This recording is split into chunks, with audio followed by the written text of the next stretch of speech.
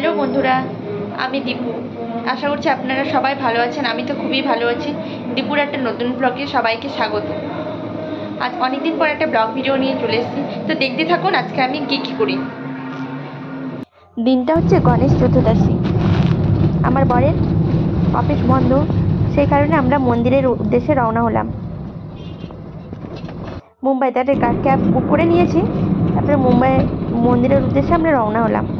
দেখতেই পাচ্ছেন কি বৃষ্টি, এখানে তো সারাক্ষণ বৃষ্টি লেগেই থাকে। আমরা যখন গেছিলাম তখনও কেমন বৃষ্টি, হালকা হালকা বৃষ্টি হতেই আছে।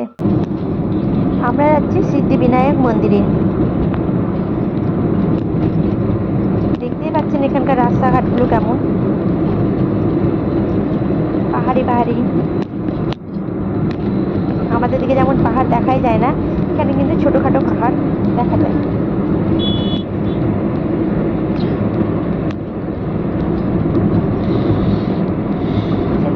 সেদিন চারিদিকে শুধু গণেশ চতুর্দশী পুজো ছিল, তো রাস্তাঘাট ভালোই জ্যাম ছিল। আর মুম্বাইয়ের রাস্তাঘাট তো প্রচুর জ্যাম। সেদিন ছিল রবিবার, আমরা সকাল সকাল রওনা হয়ে গেছিলাম, এই কারণে জ্যামটা পাইনি, কিন্তু আসার পথে আমরা পেয়েছিলাম।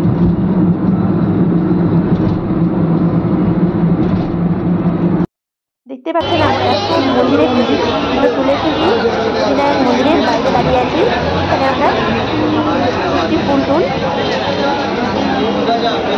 কারণ একটা দাদা নিতে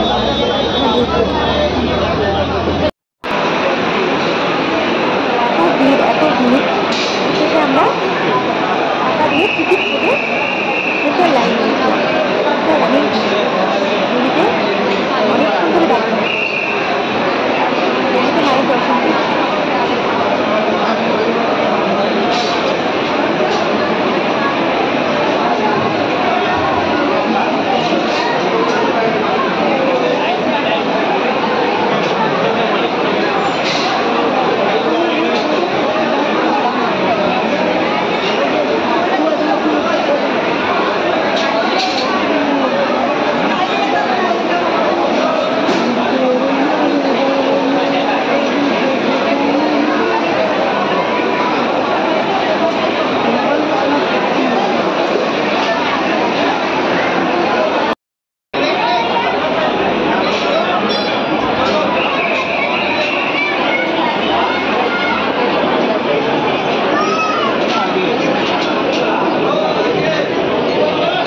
পরে করছি আর ভিডিও।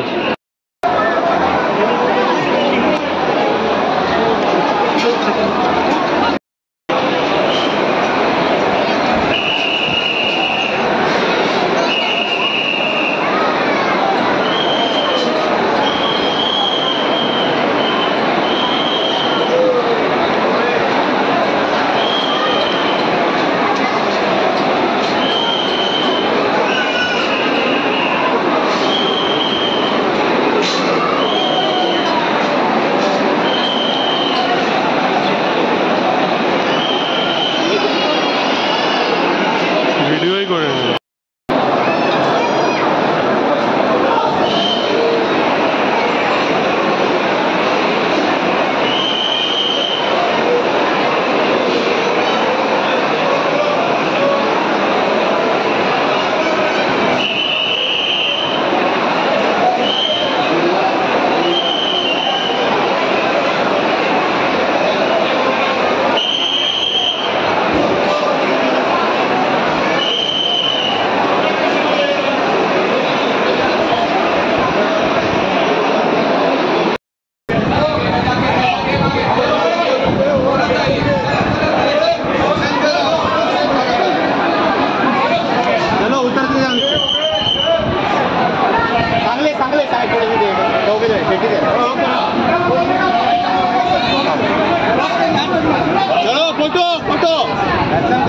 दर्शन करो ना, फोटो बहुत हो गया, निकाल दिया इतना दूर दर्शन करके।